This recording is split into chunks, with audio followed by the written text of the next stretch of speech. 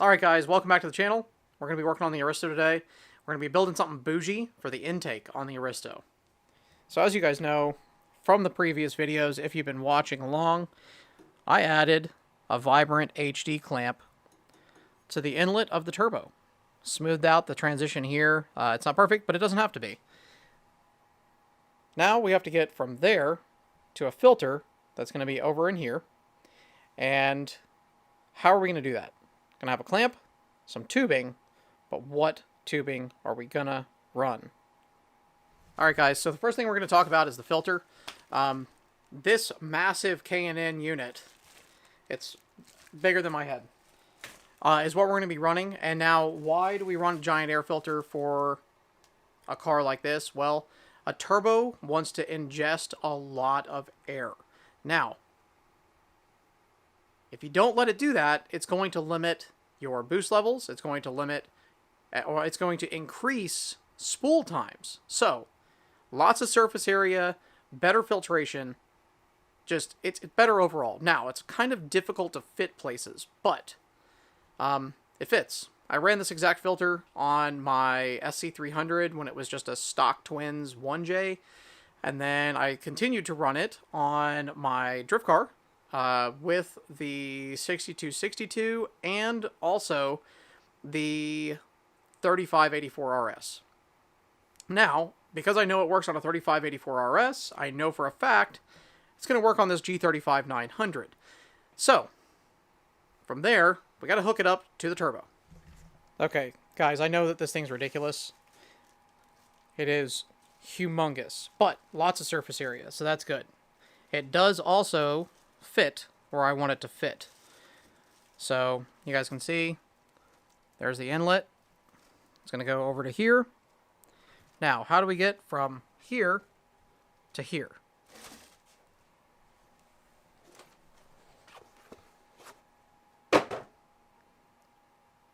We're doing titanium, baby.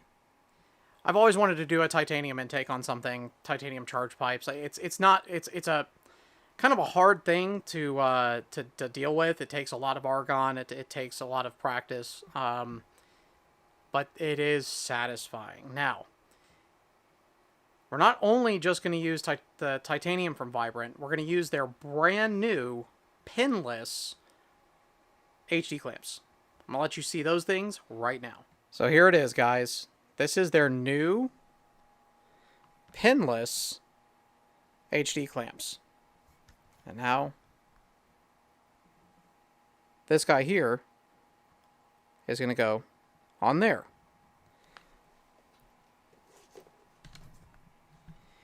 Now, for these things, they have this grooved piece here.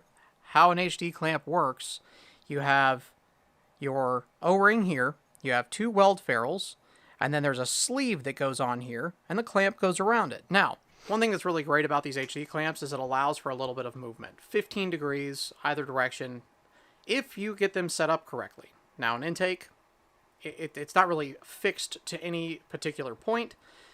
Sometimes. Probably smart to. I don't always. Which, we'll see if it needs it. There's going to be a lot of stuff going on over here with the catch can and everything. But it allows for a little bit of movement. Now, Vibrant also sells this really handy clamp. This clamp right here is basically one of their V-band clamps with a quick release. And it's got a big nut here that allows you to set up the V-band or the HD clamp where you'll have the maximum amount of range with a little bit of gap so that you can actually utilize the thing. I'm going to pull the parts out right now, let you guys see how this thing works and why it's so important to get one when you're doing these clamps. Alright guys, so the deal with these new clamps are that they're pinless. At least nothing comes out. So the old ones, there was a pin that basically came through and you had to keep up with it. Now they worked great. These are fully backwards compatible with those. So if you already have these set up, yeah, new clamps.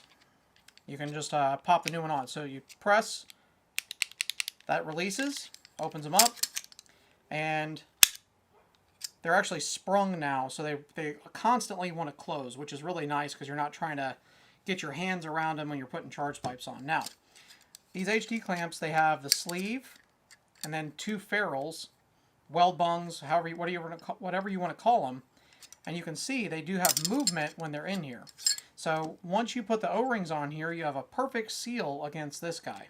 Now, you can see here, this right here, this distance here is less than here. So that's what gives you the little bit of movement. To get that movement, you have this setup tool, which after using it a few times, I don't know how people did it before to get it all set up and perfect.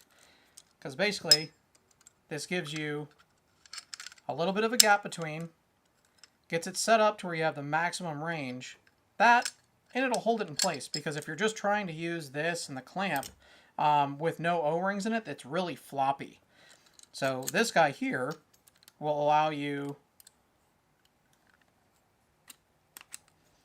to keep them all separated correctly, and then you can tighten it all the way down where they won't move, but this allows you to get that gap so that you get the maximum amount of articulation. So let's see how this thing works on the car, and then I'm going to show you guys how we're going to build this intake.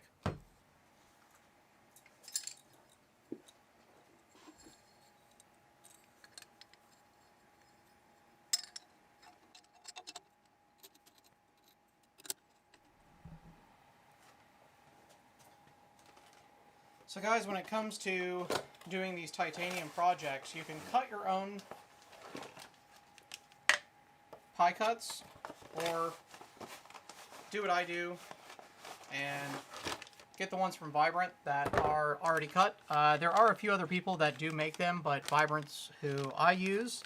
They come packaged, they're ready to weld, just straight out of the package. You always want to wipe them all down with acetone and everything anyways, but again, they're already finished with a nice finish, so if you wanted to go further, you can polish them further or whatever. So here's the deal.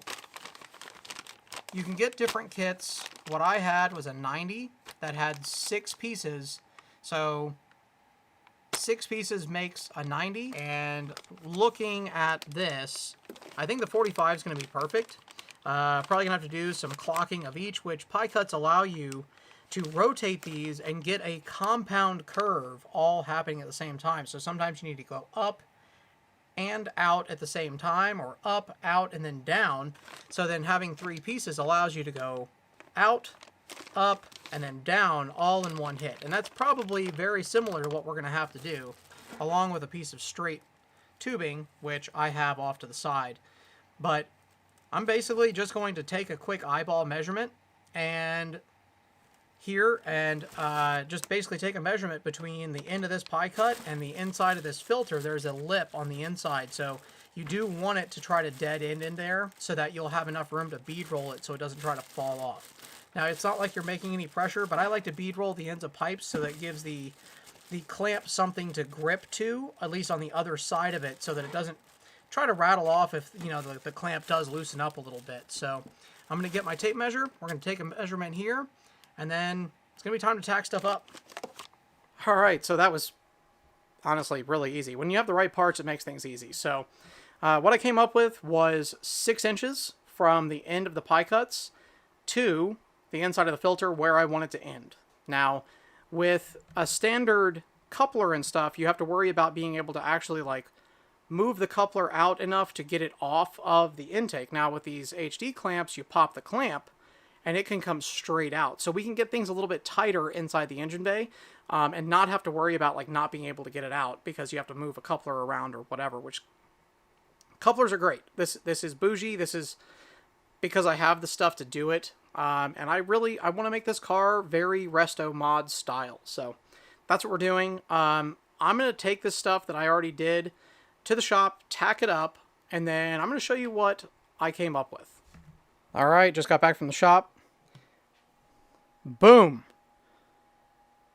We have titanium intake. It's tacked. So as you can see, like there's just a couple tacks here and there. You have to back purge your tacks and everything. I have to finish polishing this so that I can blue it all out before we finish weld it. But this guy's going to be sweet. I'm going to get the filter put on and slide it down in there and let you guys see what it looks like. All right. That's us. Fits good. Gigantic intake. Plenty of room for our lines to go back across. You can see underneath the charge pipes, I have plenty of room to come forward and then down underneath. I did, in fact, have to go out and up, and all three of these, they actually don't line up with each other to make a perfect turn. They're actually a compound, like we were talking about a few minutes ago. But now that I started polishing on this thing, it's very important. Like I said, all the pie cuts come pre-finished. Their straight stuff is kind of just a raw finish. So you have to go through, do a little bit of tidy work, and get it ready. I'm gonna blue this thing with heat. I don't have stuff to anodize. To do a proper anodizing, it takes a power supply and a few different chemicals, some distilled water, etc. I don't have that stuff, so I'm gonna use some heat. I've seen it. It works fine. We just have to be careful that we don't get it too hot so that it doesn't crystallize on the inside. I'm basically just gonna turn it slowly and use my torch, just slowly move some heat up the whole thing. And then once I weld it, all of the welded areas will actually go right back to the base color because of the shielding gas. So I'm gonna get this thing apart, and we're gonna go back to the shop now and get this thing finished up. All right, guys, so we made it down to the shop. We're gonna be welding up our pipe here. I've got it all wiped down with acetone, got it in our vise. Now I want to talk to you guys about titanium a little bit and what it takes to actually weld it. So first of all, big gas lens. This is the Furik BBW. It's a glass, the newest generation. So yeah, they've got different versions of this from Furik. I actually have a bunch of them. You can see up in here. This Mac Daddy right here is usually what you would, if you're doing a lot of titanium things, this thing is massive. It's like probably 1 3/4 inch size. Very big, but again, yeah, that guy right there is if we're going to be doing some pretty serious stuff and some harsh conditions. But they've got all the way down to these smaller cups for doing, this is the FUPA, which is a number 12. This is a ceramic BBW. You can see they're just like big shielding pieces. The reason you need that is titanium is very reactive when hot to oxygen. So the next part is you have to back purge all of this stuff. So these are the original TIG aesthetics back purge plugs. They basically just like pop in the ends, and then you can purge argon, the shielding gas, through here. Now, they just released this really great quick release kit. Now these are like titanium shower head pieces that go in place of just this little stainless tube here. So this will actually pop into this. But what's really cool about this is he just released a quick release kit that you hook up to your regulator, and then you can switch between back purge plugs or any other accessories directly off your tank. So TIG aesthetics and Furik, these guys go hand in hand. Some of the best TIG welding accessories on the market right now is between these two guys. So that's what I use. We're going to get this all set up. I've decided to not blue this. I'm just going to weld it, and then we're going to do something cool with a laser on this guy. But all right, so the plan is to get everything hooked up and start back purging it, because you can't just start right off the hit.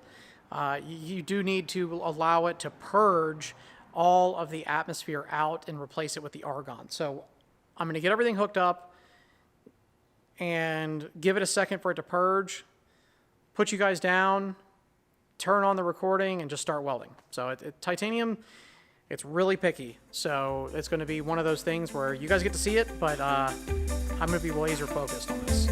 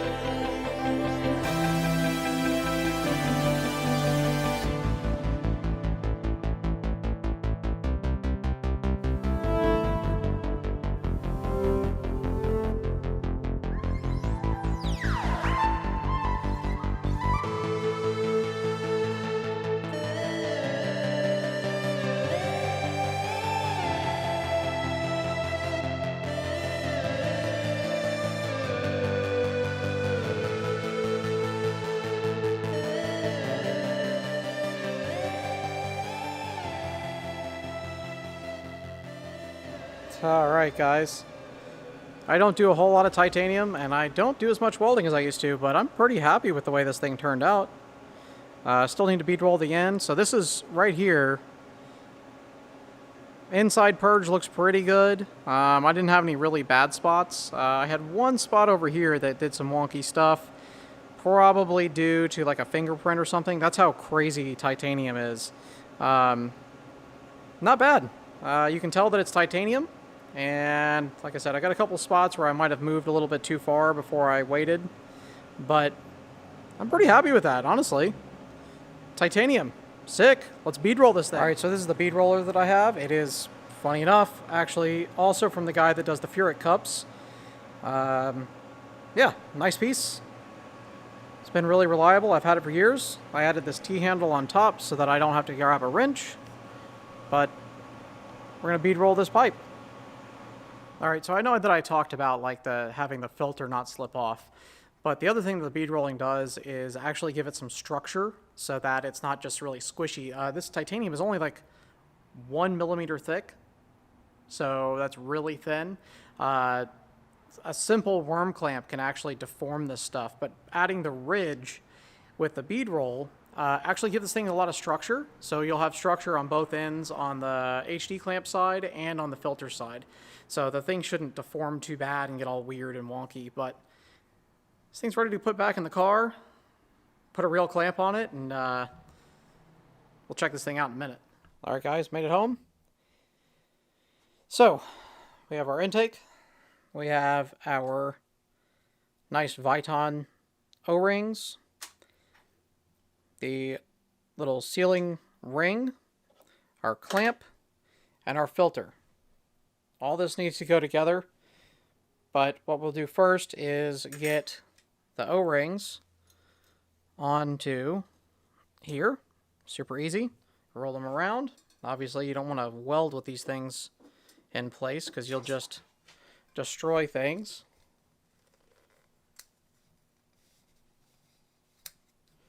Alright, so that's that, and that's that. We got our O-rings. Next, this guy right here. I like to put it on one side.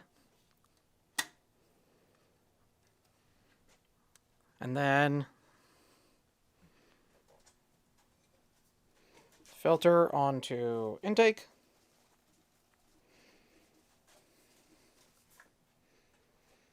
And then this guy just drops right in here.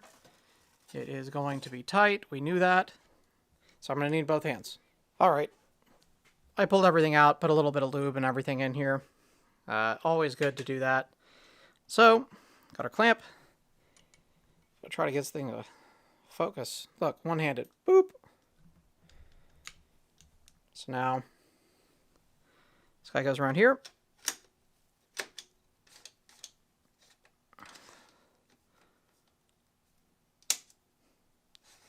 Wasn't that nice?